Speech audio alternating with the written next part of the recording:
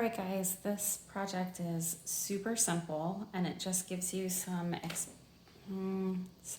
experiencing what the paint does. So it doesn't, you don't have to draw any straight lines or paint any shadows or anything like that.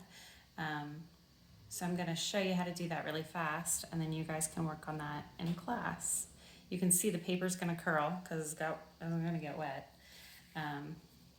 And the water will continue to move, but I'll show you how to do that here. You guys have already gotten a piece of white paper and you've cut it up into different sizes. Mine are wonky because I didn't use a ruler, but you guys should go ahead and use a ruler. Let's see, we'll just do these three first. This is what they call it's called wet on wet watercolors, of course, but you're working on a wet canvas. So the first thing you want to do is take your brush and you're going to get all the places that you want to paint wet. I'm not going to go all the way to the edges. I'm going to leave kind of a dry border around the edge.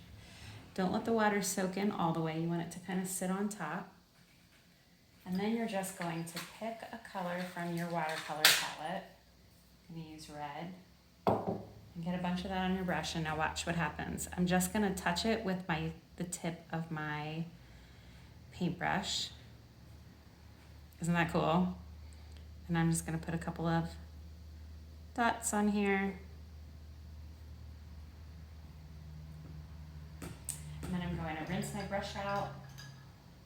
You don't need 2 cups of water, but it's a good idea to have 2 cups of water when you rinse your brush.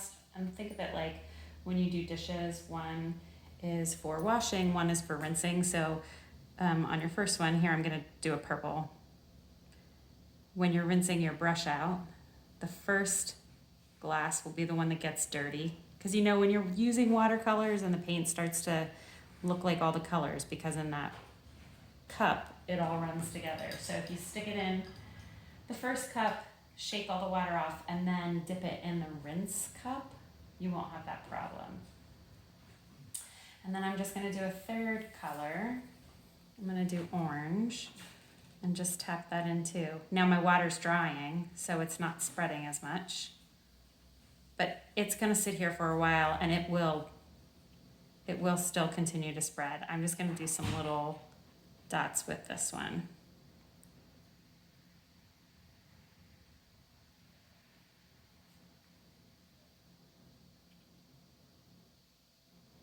See how they did continue to spread. They just didn't, it wasn't as dramatic in the beginning.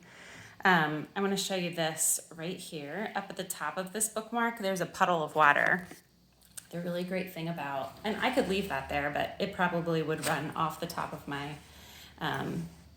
bookmark when I tried to move it. And the great thing about when you use this wet on wet is you can just stick this paper towel and it sucks up all that water. Wasn't that cool?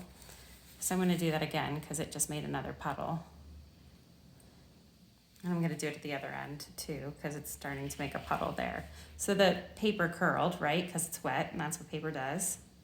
Once it's dry and you take it home, I always stick my water or my bookmarks under a pile of books for a while to flatten them out.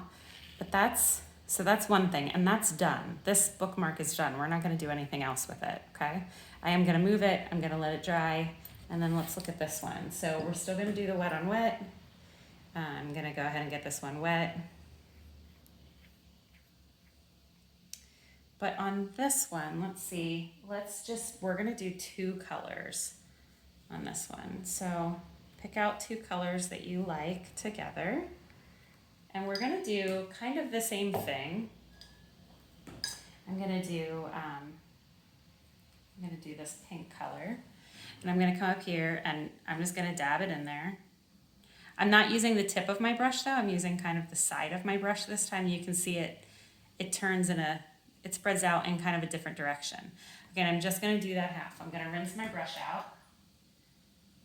And then I'm going to choose another color. I'm going to do green. I don't know. We'll see how that looks. And I'm going to do the same thing down here with the green. And I'm using the side of my brush. And I even like painted just a little bit to get it in there. I need some more. more paint. And I'm gonna let it run into the pink just a little bit, especially if there's some white up there.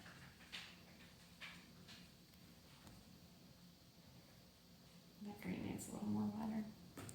And then I'm gonna come back up to the top up here, and I'm gonna dab just a couple little dabs of green, kind of along the edge like that.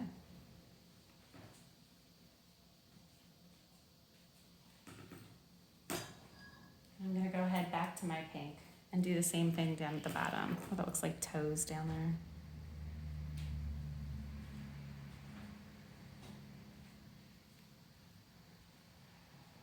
And it looks like I'm painting. I promise I'm not. I'm just dabbing as I move along.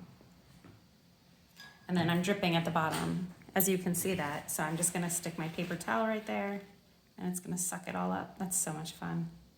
I'm gonna do the same thing on the top. You can't see the top, but I'm doing the same thing. And that one's done now. So that was easy peasy. And then the last one is super similar, wet on wet again. So I'm gonna go ahead and get the whole thing wet. And I'm gonna pick two similar colors. I'm gonna do orange and yellow. I'm gonna start with the orange, and I'm gonna do the whole thing. And promise again, I'm not painting. I'm just dabbing it as I move along. That looks cool. If you want it to stay like that, go ahead and leave it. I'm gonna put some yellow in mine though. And I'm gonna add yellow everywhere.